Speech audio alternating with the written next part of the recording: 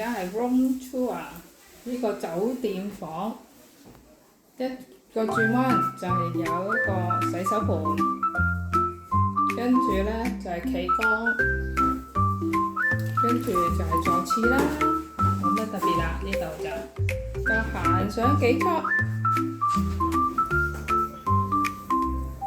跟住咧就有一個咁嘅帳幕仔，有張好舒服嘅床。就冇電視嘅，就係投射嘅。跟住張床喺邊呢？就喺上邊嗰層。咁呢，就行上去啦。